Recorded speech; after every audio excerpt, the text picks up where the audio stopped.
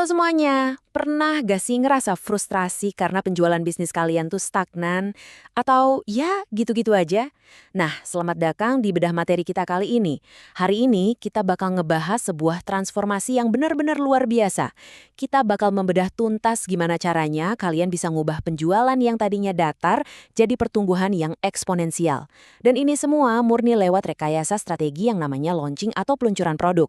Ingat ya, ini bukan soal hoki atau kebetulan. Ini soal sistem yang terencana.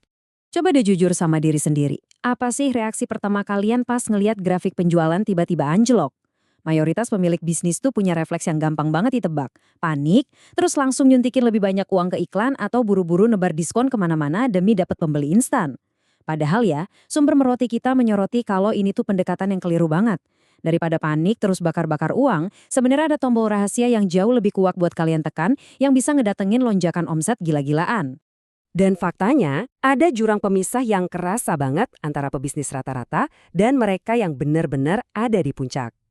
Coba deh perhatiin data ini. 88% pemilik bisnis itu masuk ke golongan panik. Maksudnya gimana? Mereka main rilis produk gitu aja tanpa persiapan. Terus bingung sendiri pas produknya nggak laku. Di sisi lain, cuma 12% yang masuk kategori golongan elit. Mereka ini nggak asal lempar barang ke pasar. Mereka ngerencanain dan ngeksekusi launching sebagai sebuah sistem yang terstruktur, persiapannya matang, dan yang paling penting bisa diulang.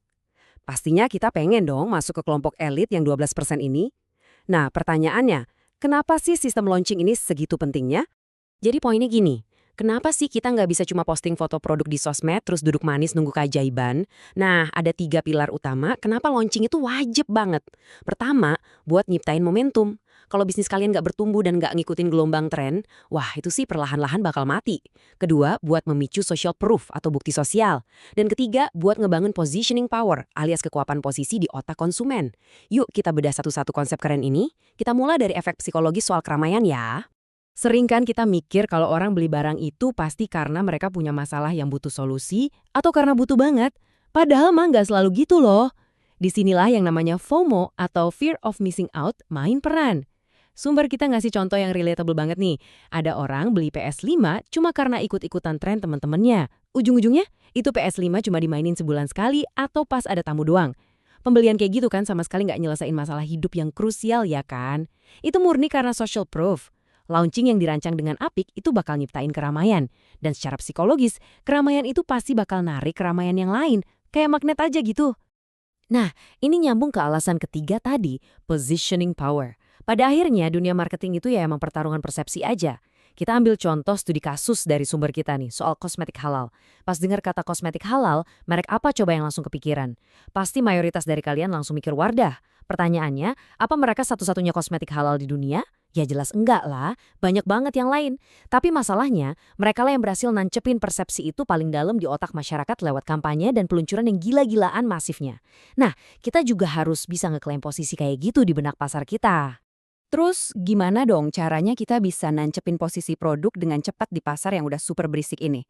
Gini, daripada kalian nyoba jualan ke semua orang yang biasanya malah berujung gak jualan ke siapa-siapa, mendingan kalian spesifik.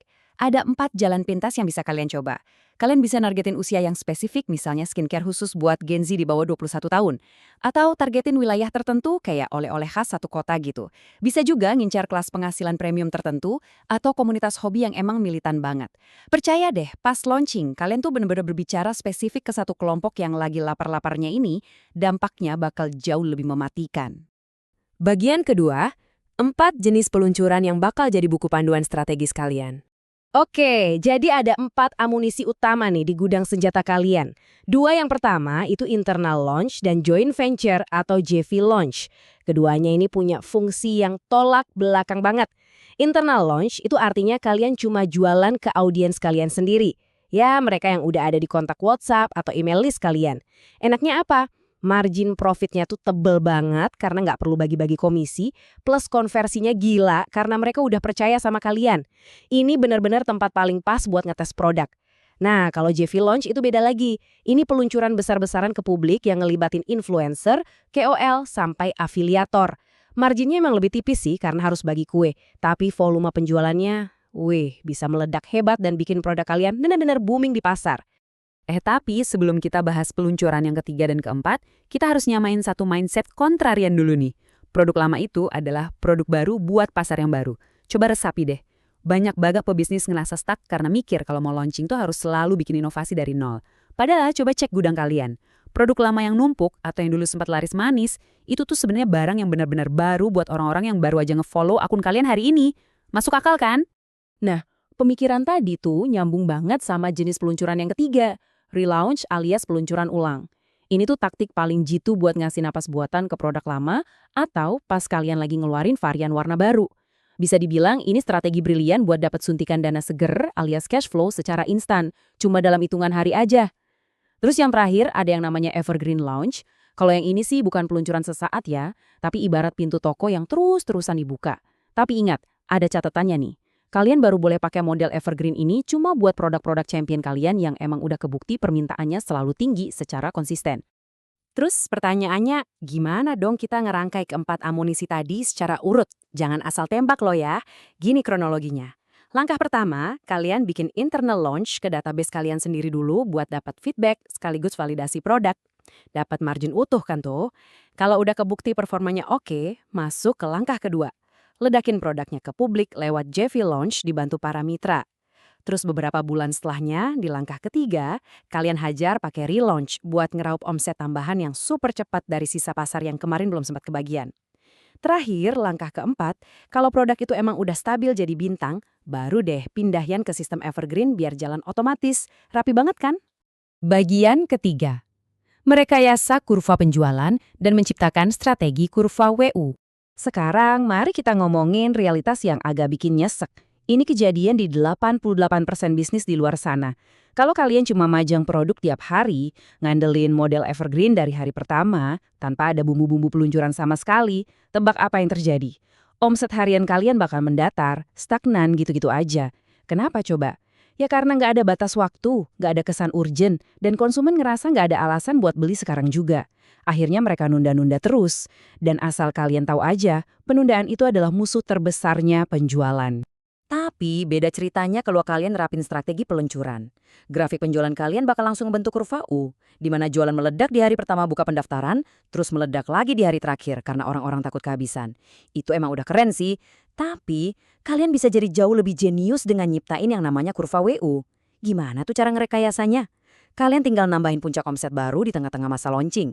Caranya cerdas banget, naikin harganya di pertengahan periode atau kurangin persentase diskonnya. Tiba-tiba, kalian nyiptain urgensi baru di pertengahan jalan, dan boom, satu grafik U standar tadi langsung berubah jadi gunung omset dengan banyak puncak. Jenius banget kan? Nah, ini ngebawa kita ke satu pertanyaan penting buat kalian renungin hari ini. Penjualan yang gila-gilaan itu nggak pernah terjadi karena kebetulan. Itu semua direkayasa.